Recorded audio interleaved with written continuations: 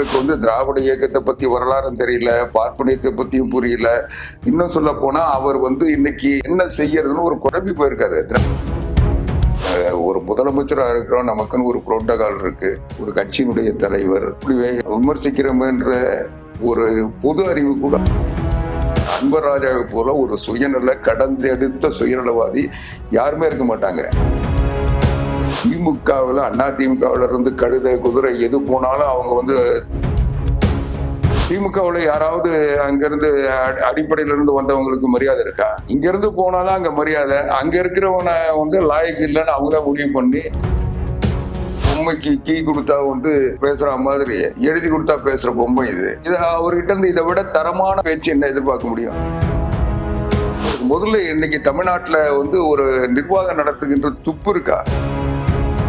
இவ்வளவு நாள் நாங்க செய்யல, எங்களுக்கு செய்ய வக்கில்ல, நாங்க இனிமேல் பட்டுதான் போய் உங்ககிட்ட கேட்டு செய்யறோம்னா இவ்வளவு நாள் கொடுத்த மனு எல்லாம் என்னாச்சு? நீங்க பிறப்பின் அடிப்படையில் யாரையும் எந்த இழிவும் படுத்தக்கூடாதுன்னா நீ எதுக்கு பிறப்பின் அடிப்படையில் அவங்க பார்க்கணும்? 12 மேம்பாலம் சென்னை மாநகரில் கட்டின வழக்கு கருணாநிதி அரெஸ்ட் பண்றாங்க. அதுல A1 கருணாநிதினா A2 ஸ்டாலின். கருணாநிதி மேல போட்ட அந்த மேம்பால ஊழல் வழக்கு அவர் ஆட்சிக்கு வந்த உடனே கோப்பை எடுத்து மேல் நடவடிக்கை தேவையில்லைன்னு எடுத்துட்டு போனாங்க. இவங்க மேல இருக்க வழக்கை இவங்களே வாபஸ் பண்ண யோகியனுக்கு.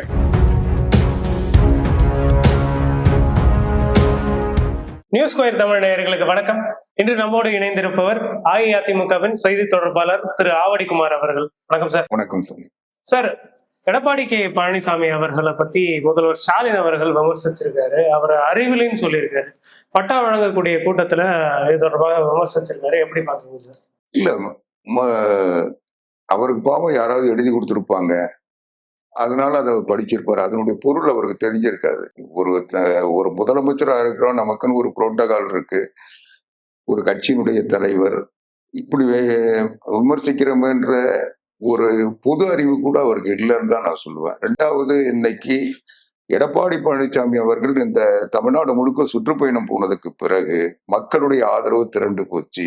என்னென்னமோ இவங்க இவ்வளவு நாள் பண்ண அந்த ஷூட்டிங் எல்லாம் இனி எடுபடாதுன்னு தெரிஞ்சு போச்சு. தமிழ்நாடு முழுவதும் இன்றைக்கு மக்கள் கிளர்ந்திருந்து எடப்பாடி பழனிசாமியை தங்கள் வீட்டு சகோதரனாக, மகனாக, தந்தையாக வரவேற்கின்ற ஒரு நிலவை தமிழ்நாட்டில் எல்லா தொகுதியிலும் இருக்கு.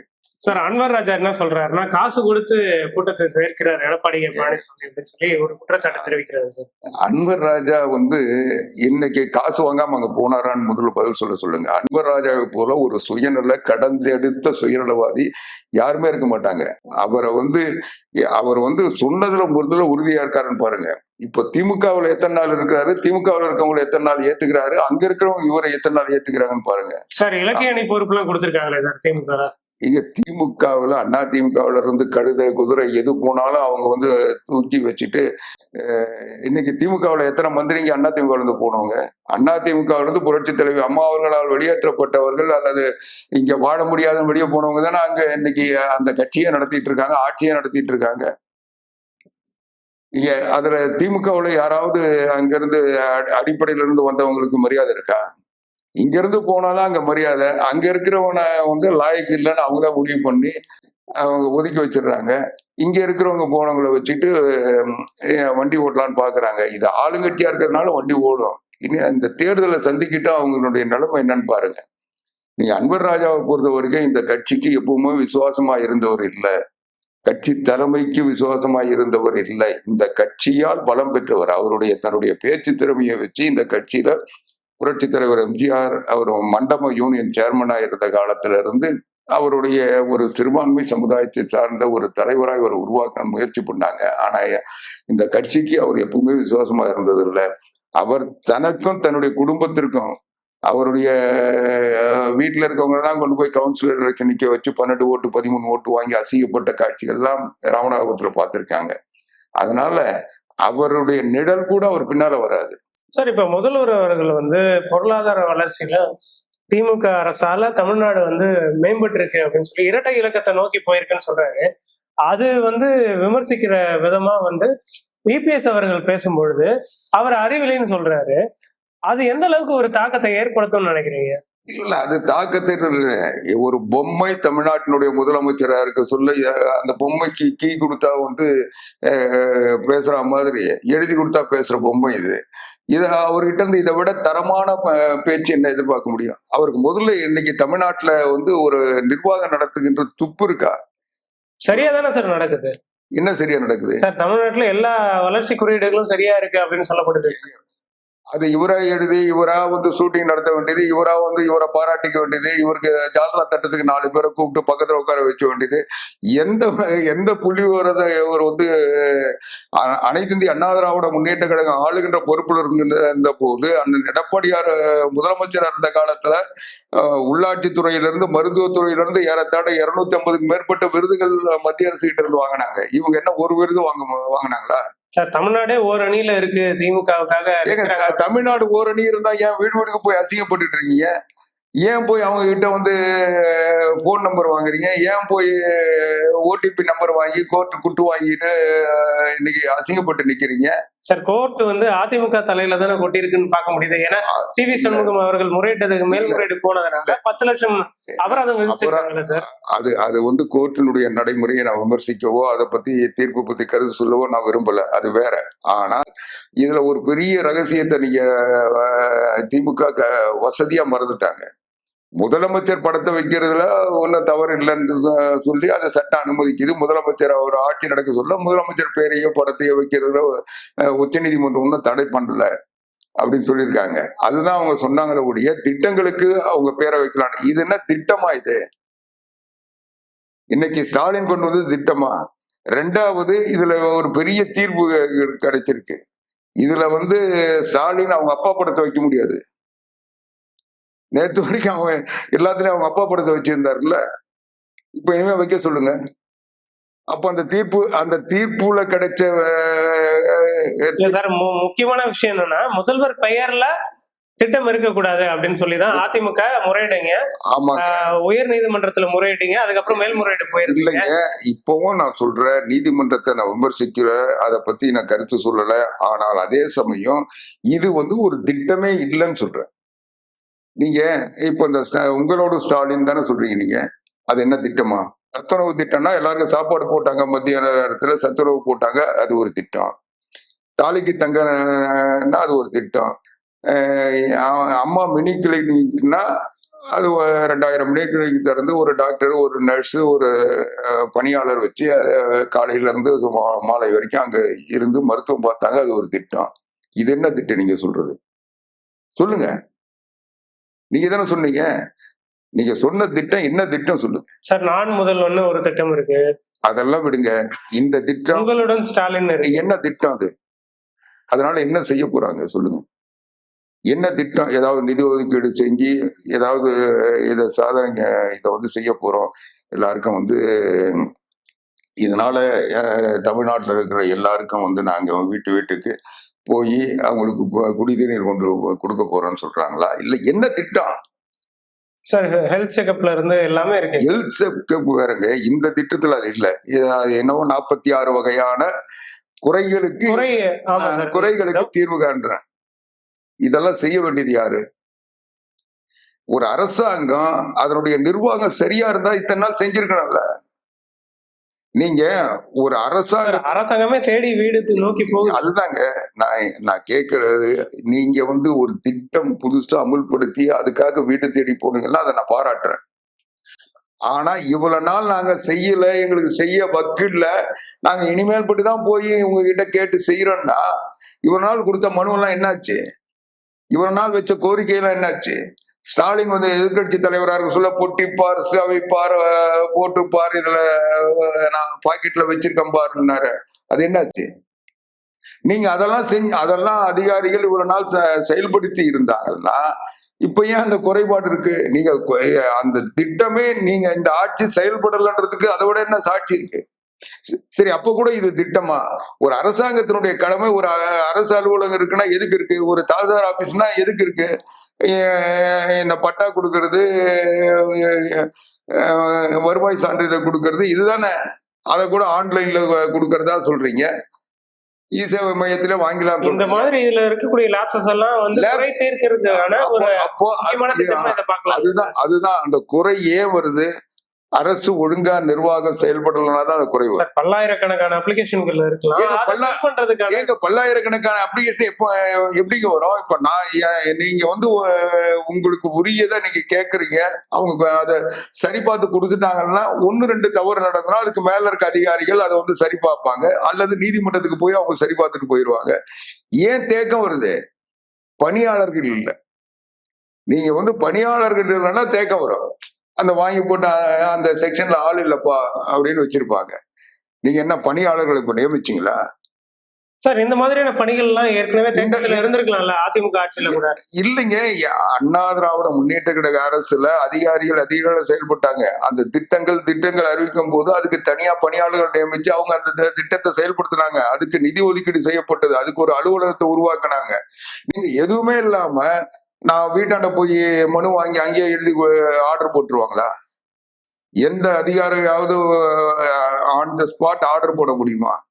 அவங்களுக்கு பேக் ஃபைல் இருக்கணும். அதுக்கு இப்போ ஒரு சாதாரணமா ஒரு பட்டாவுல கிளாரிபிகேஷன்னா கூட, இன்னும் சொல்ல போனா ஒரு வருவாய் சான்றிதழ்னா கூட யார் கொடுக்கணும்? விஏவை வந்து கள ஆய்வு செஞ்சு அவர் எழுதி அனுப்பி அதுக்கப்புறம் ஆர்ஐ கிட்ட அனுப்புவார். ஆர்ஐ வந்து அவர் கள ஆய்வு செஞ்சு அவர் வந்து இது சரி பார்த்து அனுப்புவார். அதுக்கப்புறம் ஹெட் குவார்டர் தால்சார் போவார். அதுக்கப்புறம் தான் தால்சார் அந்த சான்றிதழ் கொடுப்பாரு. நீ எப்படி ரோட்ல நின்றுட்டு வீட்டுல போய் உட்காந்து கொடுக்க முடியுமா? சார், இப்ப இலவச பட்டா வழங்கும் அந்த ஒரு நிகழ்வெல்லாம் நடந்திருக்கேன் சார். அதுதான் இலவச பட்டானா அதுக்கு முன்ன அதிகாரிகள் சர்வே பண்ணி அவங்க வந்து கள ஆய்வு பண்ணி அவங்க அனுப்பி அந்த ரிப்போர்ட் அதை வந்து சரி பார்த்து அதுக்கப்புறம் அந்த இடம் வந்து தகுதியான இடம் இருந்தா அதை கொடுப்பாங்க. அது வந்து அப்ப கூட ஒரே நாள்ல கொடுக்க முடியாதுன்ற. நீங்க பட்டா கொடுத்தா கூட அந்த ப்ரப்போசல் எவ்வளவு நாள் ஆகும்? அந்த ப்ரப்போசல் ஆய்வுக்கு எவ்வளவு நாள் ஆகும்? அதுக்குரிய அதிகாரிகள் இன்னும் கேட்டா சில நேரங்கள்ல சிறப்பு முகாம் போட்டு அந்த சிறப்பு அதிகாரிகளை அனுப்பி அதை செய்வாங்க. நீ அதை ஏன் ஒரு திட்டம்னு அறிவிக்கிறீங்க? இப்ப ஸ்டாலின் ஆட்சி இல்லைன்னா இல்லைங்க, ஸ்டாலின் ஆட்சி இல்லைன்னா அது நடக்காதா? இது ரொட்டீன் நிர்வாக இந்த நாட்டுல இருக்கிற அரசியல் சட்டம், இந்த நாட்டுல இருக்க நிர்வாக நடைமுறை அதுதானே சொல்லுது. அவங்களுக்கு எதுக்கு சம்பளம் கொடுக்குறாங்க? சார், இதெல்லாம் ஒரு பக்கம் இருக்கும் பொழுது திருமாவளவன் அவர்கள் பேசியிருக்கிறார், எம்ஜிஆர் அவர்களால பார்ப்பனியம் வந்து தமிழ்நாட்டுல கொண்டு வரப்பட்டது அப்படின்னு சொல்லி பேசியிருக்காரு. அதாவது ஜெயலலிதா அவர்கள் ஒரு பார்ப்பனியரா அவர் வந்து தலைமை இடத்துல வந்து அமர வச்சாரு அப்படின்னு சொல்லி அவர் பேசியிருக்கிறார். அந்த துணியில தானே அவர் பேசியிருக்கிறாருன்னு பார்க்க முடியுது. அதாவதுங்க, அவர் எந்த துணியில பேசியிருந்தாலும் இதே திருமாவளவன் புரட்சி தலைவி அம்மா வந்து என்னை சகோதரனாக வழி நடத்தினாங்க. அவங்க என்ன நடத்தின மாதிரி யாரும் தெரியல. இன்னைக்கு வந்து ஒரு அமைச்சர் கண்ணப்பன் கூட பிளாஸ்டிக் சேர்ல உட்கார வைக்கிறாரு. அவருக்கு இணையா சேர கூட உட்கார வைக்காத ஒரு நிலையில இருந்துகிட்டு அவர் இன்னைக்கு வந்து அந்த புரட்சி தலைவி அம்மா வந்து சட்டசபையிலே சொன்னாங்க, நான் பாப்பாத்தி தான் அவங்க. அவர் குறிப்பிடக்கூடிய முக்கியமான விஷயம் என்னன்னா, திராவிட இயக்கத்துல பார்ப்பனியத்தை புகுத்துனது எம்ஜிஆர் தான் அப்படின்னு சொல்றீங்க. நீங்க திராவிட இயக்கத்துல பார்ப்பனியத்தை புகுத்து சொன்னா அவருக்கு வந்து திராவிட இயக்கத்தை பத்தி வரலாறும் தெரியல, பார்ப்பனியத்தை பத்தியும் புரியல. இன்னும் சொல்ல போனா அவர் வந்து இன்னைக்கு என்ன செய்யறதுன்னு ஒரு குழம்பி போயிருக்காரு. திராவிட இயக்கத்துல எத்தனை பார்ப்பனிய கருத்தியலாளர்கள் இருந்திருக்காங்க? திராவிட இயக்கத்துல பார்ப்பனிய கருத்தியலாளர்கள் இல்லையா? என்னால் பட்டியலே சொல்ல முடியும். நீங்க வந்து பிறப்பின் அடிப்படையில் யாரையும் எந்த இழிவும் படுத்தக்கூடாதுன்னா நீ எதுக்கு பிறப்பின் அடிப்படையில் அவங்க பார்ப்பனியம் என்பது அண்ணாவே என்ன சொன்னாரு? பார்ப்பனியன்றது ஒரு கொள்கை. ஆட்களை வச்சு அதை முடிவு பண்ணாதீங்க, அந்த கொள்கை அடிப்படையில அதை முடிவு பண்ணணும். இன்னைக்கு கருணாநிதி முதலமைச்சர் சொல்ல ஆர்பி குகனை வந்து அட்வைசரா வச்சிருந்தாரு பார்ப்பனியத்தை நம்பி. இன்னைக்கு அவர் போட்டிருக்க குழுல எல்லாத்துலயும் பார்ப்பனியர் இல்லையா?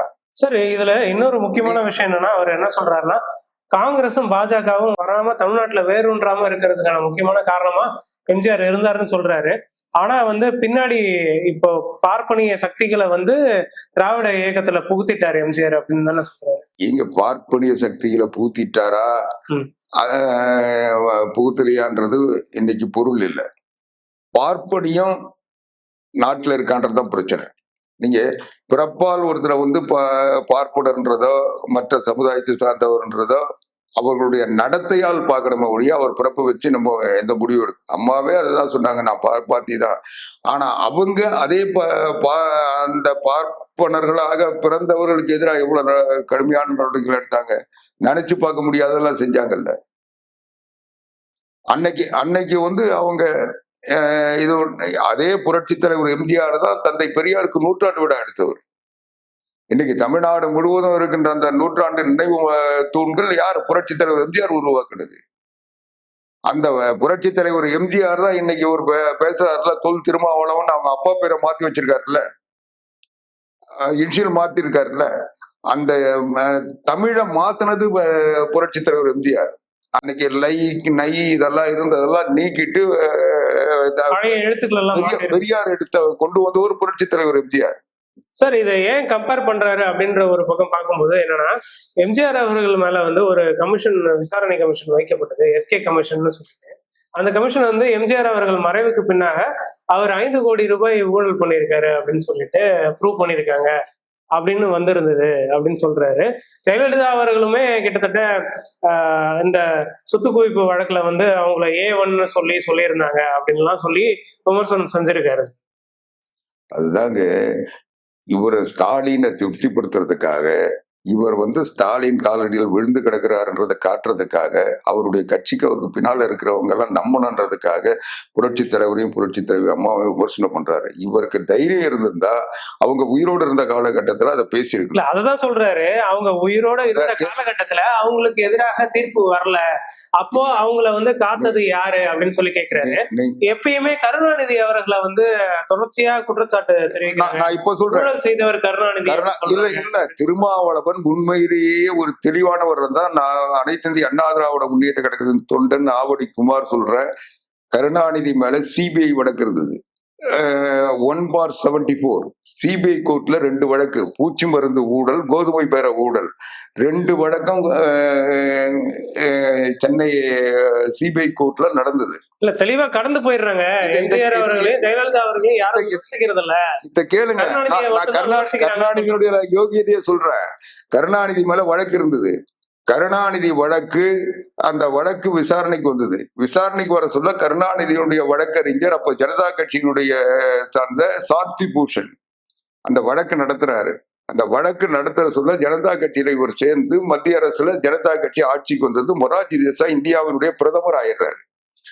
இந்தியாவினுடைய பிரதமரா மொரார்ஜி தேசாய் ஆயிட்ட உடனே அப்போ முரசொலி மாறனை கூட்டு போய் இந்த வழக்கு, அப்போ வந்து ஜார்ஜ் பெர்னாண்டஸ் மேல வழக்கு இருந்தது எமர்ஜென்சி பீரியட்ல, பரோடா டைனமிக் வழக்கு, வெடிகுண்டு வழக்கு. அந்த வழக்குல இருந்து ரைட் ஆஃப் பண்றாங்க. அந்த வழக்குல வந்து ஒரு தீர்ப்பு இது போட்டு அந்த வழக்கை வந்து நீக்கம் பண்ணிடுறாங்க. அந்த வழக்கை வாபஸ் வாங்கிடுறாங்க, மத்திய அரசு வாபஸ் வாங்கிறது. அப்போ கருணாநிதி வந்து எங்க வழக்கம் வாபஸ் வாங்கன்னு இவர் போய் கேட்கிறாரு. அப்போ மொரார்ஜி தேசாய் இது வந்து அது வந்து அவர் மேல போட்ட வழக்கு அரசியல் காரணங்களாக போட்டு, இது வந்து நீங்க ஆட்சியில் நடத்தின ஊழலுக்காக போட்டது, இதை வந்து நான் வாபஸ் வாங்க மாட்டேன், நீங்க வந்து உங்க பக்கம் நியாயம் இருந்ததுன்னா நீங்க சட்டப்படி சந்திச்சீங்கன்னு சொல்றாரு. அதற்கு பிறகு இவர் என்ன பண்றாரு, அப்போ ராஜ் நாராயணன் தான் ஜனதா கட்சியுடைய குருவா இருந்தவர், லோக் நாயக்னு சொல்லுவாங்க. அவர் தான் அந்த புரட்சியை நடத்துறவர். அவர் மும்பையில இருக்காரு, மருத்துவமனையில இருக்காரு. அப்போ இவரும் முரசொலி மாறனும் அவர்கிட்ட போய் பாக்குறாங்க. பார்த்து இது மாதிரி எங்க மேல வழக்கு அவர் வாபஸ் வாங்க மாட்டேன்றாரு அப்படின்னு சொல்லிட்டு அவர் ஒரு பரிந்துரை கடிதம் கொடுக்குறாரு. பரிந்துரை கடிதம் எடுத்துக்கிட்டு மொரார்ஜி கிட்ட போறாரு. மொரார்ஜிக்கு போறதுக்கு முன்ன சாந்தி பூஷன் கிட்ட போறாரு. சாந்தி பூஷன் இவருடைய வழக்கறிஞர், சட்ட அமைச்சர் ஆயிட்டாரு, மத்திய சட்ட அமைச்சர். அவர் நினைச்சா அதை வாபஸ் வாங்கலாம்னு சொல்லிட்டு அவர்கிட்ட போய் சொல்றாரு. அவர் என்ன சொன்னாரு, நான் ஆஸ் ஏ வழக்கறிஞரா இருக்க சொல்ல உங்களுக்கு என் கட்சிக்காரருக்காக நான் வாதாடினேன், நான் ஒரு சட்ட அமைச்சரா பார்க்க சொல்ல இது இந்த நாட்டுக்கு எதிரான ஒரு ஊழல் நடந்த வழக்கு, இதை நான் வாபஸ் வாங்க மாட்டேன்ட்டாரு மொரார்ஜி தேசாய்.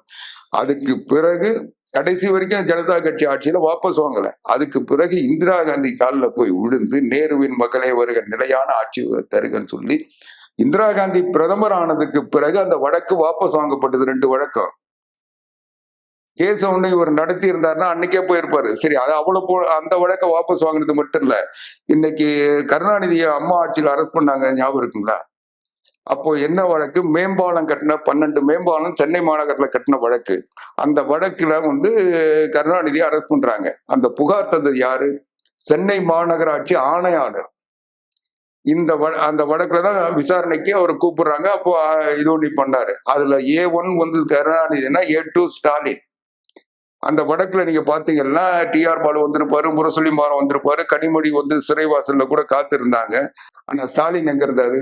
இவர் பதுங்கி ஓடி போய் பெங்களூர்ல ஒழிச்சுக்கிட்டாரு. ஏன்னா அந்த வழக்குக்கு காரணமே ஸ்டாலின். ஸ்டாலின் மேயரா இருக்க சொல்ல மாநகராட்சி பாலங்களை கட்டினாங்க. மாநகராட்சிக்கு பாலங்களை கட்டுறதுக்கு அதிகாரமும் அவங்களுக்குரிய அந்த கட்டமைப்போ இல்லை. அவங்களுக்கு அதுக்கான பொறியாளரோ அந்த நிர்வாகமோ இல்லை. அவங்க பாலம் கட்டுறதுல அப்போ அதுக்கு முன்னையும் கட்டல, இப்பவும் கட்டல. அப்போ இவர் கருணாநிதி தான் பையன் மேயரா இருக்கான்றதுக்காக ஒரு ஸ்பெஷல் ஜிஓ போட்டு கட்ட வைக்கிறாரு. அதுல ஊழல் நடந்ததுன்றதுதான் புகார் கொடுக்குறாங்க. அது அடிப்படையில் அவர் விசாரணை கூப்பிடுறாங்க. அது நடந்தது. அதனால அவங்க என்னவோ வழக்கெல்லாம் சந்திச்ச மாதிரி அம்மா வந்து இதே இன்னைக்கு அம்மா வழக்கை பொறுத்த வரைக்கும் இதே இன்னைக்கு சபாநாயகருக்கு அப்பாவு சொன்னாரு, இந்த வழக்கை வாபஸ் வாங்க. SR பாலசுப்ரமணியம் காங்கிரஸ் தலைவராக இருந்தப்போ அவர் சொன்னாரு வாபஸ் வாங்க. அம்மா நான் நேர்மையா இருக்குன்னு, நான் எந்த தப்பும் சொல்ல, நான் நீதிமன்றத்துல நிரபராதி நிரூபிப்பேன்னு சொல்லி வழக்கு நடத்துறாங்க. அதனால அது மட்டும் இல்ல, புரட்சி தலைவர் எம்ஜிஆர் அவருடைய ஆட்சியில ஆட்சியை கலைக்க சொல்ல பல்கேரியாவில இருந்து கப்பல் வாங்கினாரு. அந்த கப்பல் ஊழல் சொல்லி பல்கேரியா பால்டிகா ஊழல் சொல்லி தமிழ்நாடு முழுக்க வந்து கப்பலை வச்சு விளம்பரம் பண்ணாங்க. அதனால இவங்க ஊழலை பத்தி அதிமுக எல்லா காலங்களிலையும் இவங்க சொன்ன குற்றச்சாட்டுகள், கருணாநிதி சொன்ன குற்றச்சாட்டுகள் சட்ட ரீதியா எதிர்கொண்டு நீதிமன்றத்துல நாங்க வந்து அதுக்குரிய வாதங்களை வச்சிருக்கோமே தவிர, இவங்கள மாதிரி காலில் விழுந்து கையெழுத்து வாபஸ் வாங்கினது. அதே இன்றைக்கு கருணாநிதி மேல போட்ட அந்த மேம்பால ஊழல் வழக்கு அவர் ஆட்சிக்கு வந்த உடனே அந்த இது கோப்பை எடுத்து மேல் நடவடிக்கை தேவையில்லைன்னு எடுத்துட்டு போனாங்க. இவங்களே வாபஸ் வாங்கிட்டு இவங்க மேல இருக்க வழக்கை இவங்களே வாபஸ் பண்ண யோகியனுக்கு. அது மட்டும் இல்ல, சர்க்காரியா கமிஷனுடைய தீர்ப்பு மேல நடவடிக்கை எடுக்காம புரட்சி தலைவர் வச்சிருந்தாரு. அந்த வழக்கு இது தேவையில்லைன்னு எடுத்தது கருணாநிதி. இவங்களே இவங்க மேல தீர்ப்பு வழங்கிட்டாங்க தவிர எந்த வழக்குலயும் இவங்க போய் வழக்கு நடத்தி நீதிமன்றத்துல போய் நிரபராதின்னு தீர்ப்பு பெறல. இவங்க யோகியம் இல்லை. இவங்க யோகியதை வந்து வழக்கு நடத்தினா தெரிஞ்சிருக்கும். சார், பல்வேறு கேள்விகளுக்கு பதிலளிச்சீங்க. மிக நன்றி சார். நன்றி சார்.